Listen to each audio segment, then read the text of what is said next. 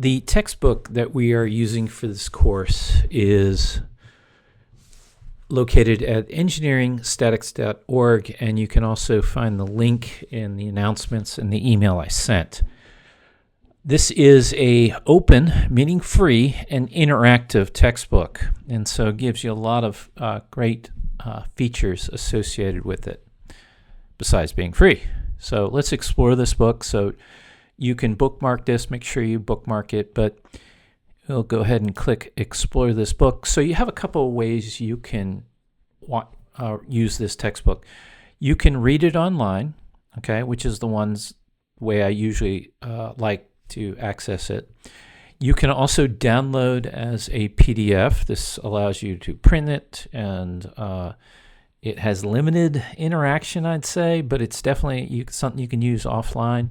And then there are videos you can watch. Okay, so if you click on there are videos that this publisher has created for this course, in addition to the videos that I have, which could definitely help.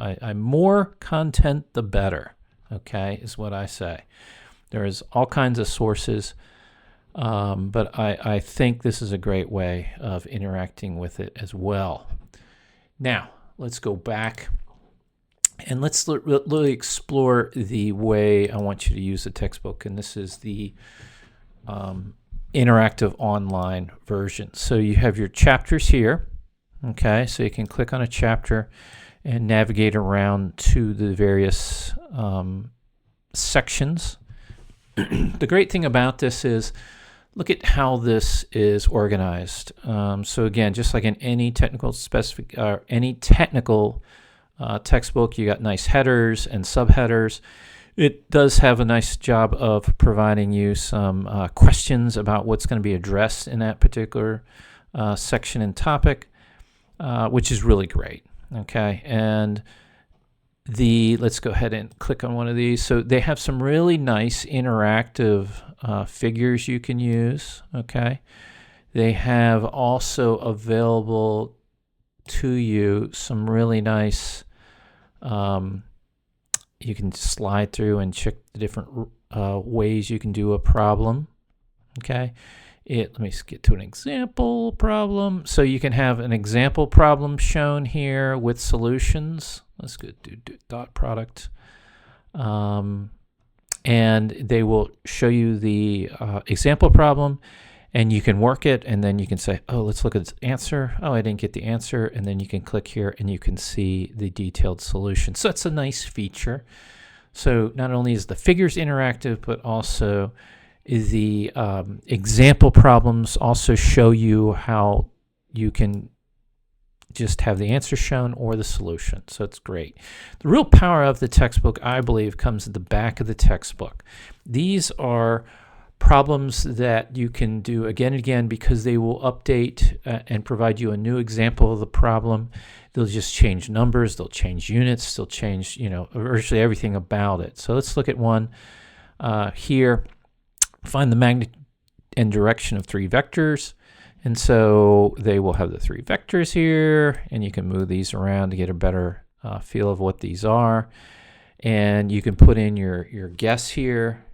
Let's say, what is the magnitude and direction of A? I don't know, let's just do 12. And I can save my answer, and it'll tell me, oh, I got it wrong. Okay, so it tells me a wrong answer. It will even give you a way of showing you if you got it correct. You'll see a little box there. Sometimes you get partial credits. You can also say, hey, let's reveal the answer, which is really nice. And you can just elect to say, okay, let's show me the answer. And then it will show you the answer, okay, and what it should be with the proper units. I don't expect you to put in that many decimal places.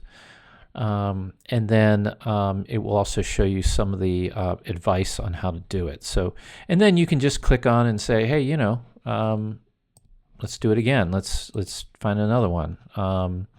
And then just click and say, try another one like this. And then we'll confirm and we hit OK.